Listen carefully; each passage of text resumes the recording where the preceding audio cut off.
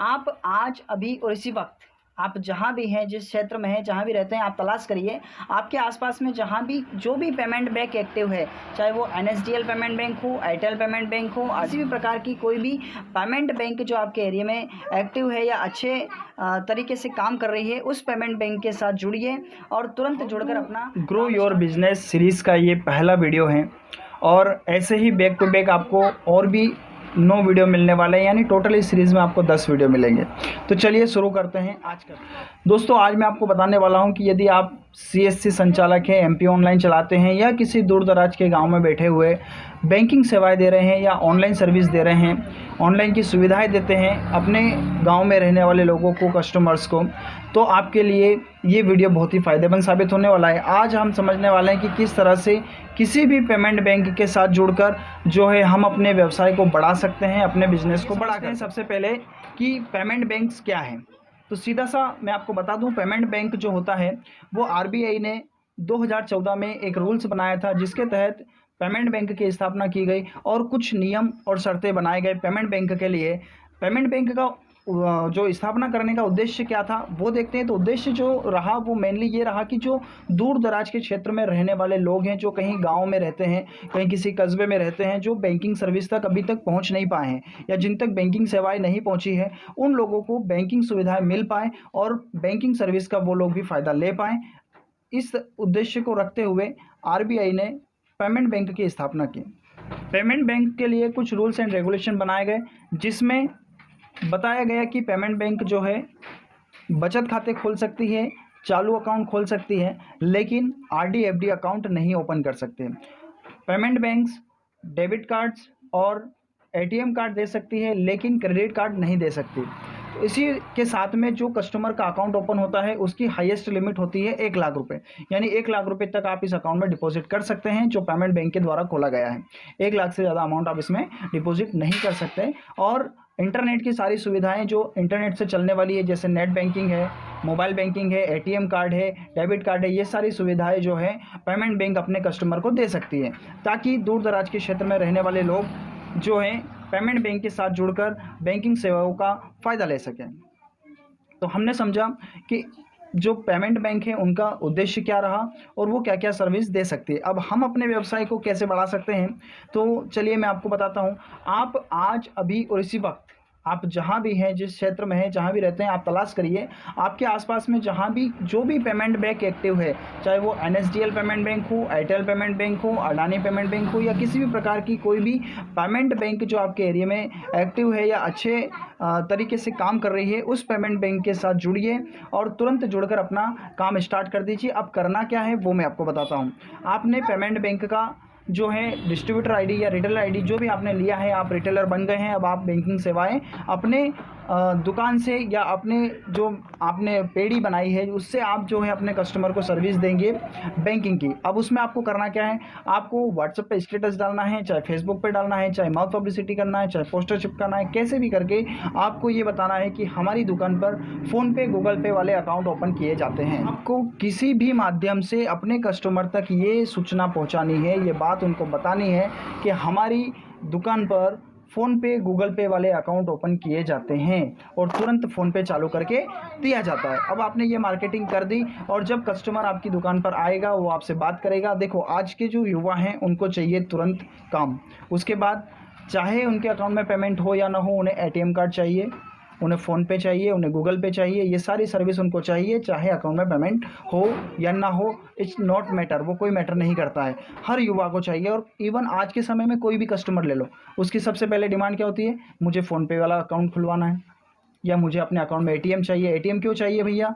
क्योंकि एटीएम से ही PhonePe, Google पे ओपन होता है, एटीएम से ही फ़ोनपे, गूगल पे चलता है अदर बैंक का। अब कस्टमर आपके पास आया है, उसे फ़ोनपे का अकाउंट खुलवाना है। आपको क्या करना है, आप जब भी कस्टमर का अकाउंट ओपन करेंगे, आपने आधार कार्ड लिया, उसका अकाउंट ओपन किया। अकाउंट ओपन करने पर मैं आपको बता दूं, आप चाहे किसी भी कमर्शियल बैंक को ले लो, चाहे स्टेट बैंक हो, बैंक ऑफ इंडिया हो, एसबीआई और आपका बैंक ऑफ बड़ौदा हो, कोई सी भी कमर्शियल बैंक का अगर बीसी है और वो अकाउंट ओपन कर रहा है, तो वो अकाउंट ओपन करने के लिए 200 से 300 रुपये चार्ज करता है सर्विस देने का। 200 से 300 रुपये अकाउंट ओपन करने का चार्ज बोल लेता है। तो अब यहाँ पर मैं आपको बता दूं कि आपको भी अपने कस्टमर से 200 या 300 जो भी आप फिक्स कर लें। अगर आप 200 भी लेते हैं तो भी अच्छा है, 300 भी लेते हैं तो भी ठीक है, क्योंकि आप फ़ोनपे वाला अकाउंट ओपन करके दे रहे हैं और तुरंत दे रहे हैं। कहीं कहीं जगह तो मार्केट में 500-500 रुपये तक लिया जाता है। तो आपको करना क्या है, पूरा अमाउंट अपने पास नहीं रखना है। आपने जो है 300 रुपये मान लेते हैं अपन, अप्रोक्स आपने 300 रुपये कस्टमर से लिए, उसका अकाउंट ओपन किया। अकाउंट ओपन करने जैसे ही आप अकाउंट ओपन करेंगे, पेमेंट बैंक का सीधा सा फंडा होता है कि जो आपका मोबाइल नंबर है वही आपका अकाउंट नंबर होता है। पेमेंट बैंक में जो आपका मोबाइल नंबर है वही आपका अकाउंट नंबर बन जाता है। आपने कस्टमर का जो है अकाउंट ओपन किया। अकाउंट ओपन करके आपने अपने मोबाइल से, अपने को हमारे खुद के मोबाइल से जो फ़ोनपे या गूगल पे की लिंक है उसको शेयर करना है कस्टमर के मोबाइल में। आपने फ़ोनपे वाले लिंक शेयर कर दिया कस्टमर को, आपने गूगल पे वाला लिंक शेयर कर दिया कस्टमर को। शेयर करने के बाद आपको उसका जो फ़ोनपे है, गूगल पे है, उसको चालू करना है।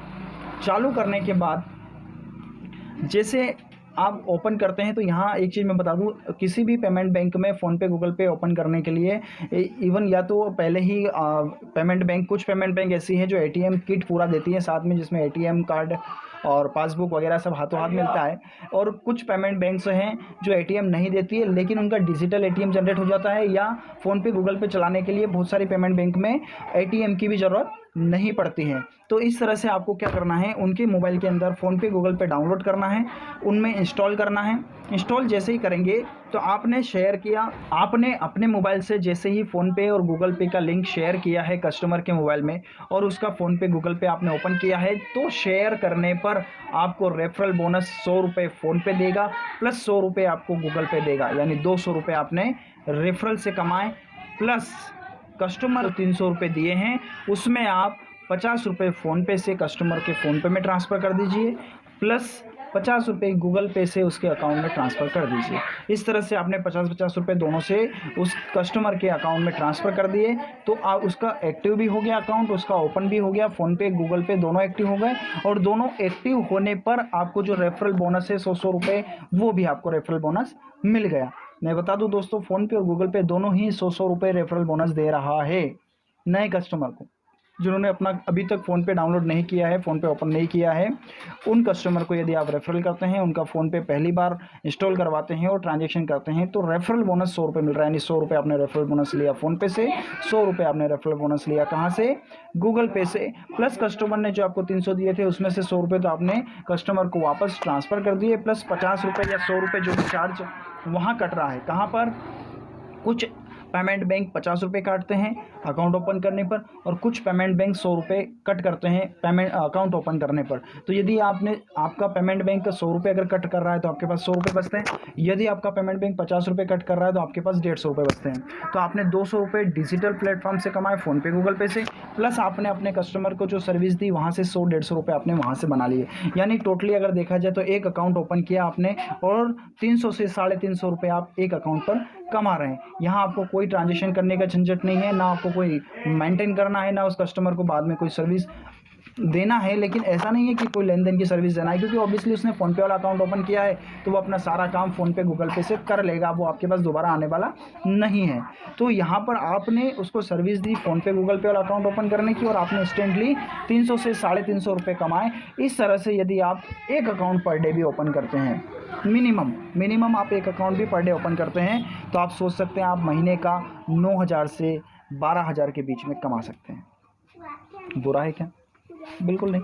तो आप भी आइए, आज ही मैं आपसे रिक्वेस्ट करूंगा कि आप आज अभी और इसी वक्त पता करिए कि आपके सबसे नज़दीक में कौन सा पेमेंट बैंक है जो एक्टिव है और जो अच्छे तरीके से काम कर रहा है, और आप उसके साथ जुड़िए और जुड़कर अपना व्यवसाय चालू करिए और तुरंत कस्टमर का अकाउंट ओपन करना शुरू कीजिए और कमाइए।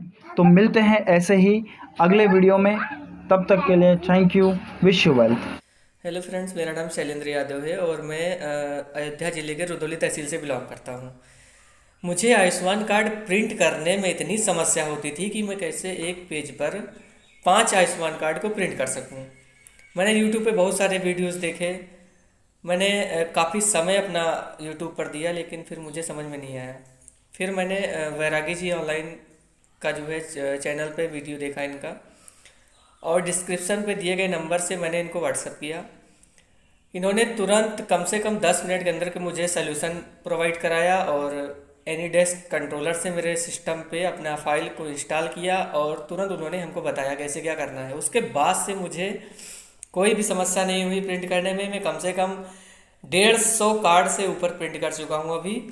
और मैं बहुत बहुत धन्यवाद कहना चाहूँगा बैरागी जी ऑनलाइन वाले भाई साहब का। और आप लोग से रिक्वेस्ट है मेरी कि इनके चैनल को सब्सक्राइब कीजिए।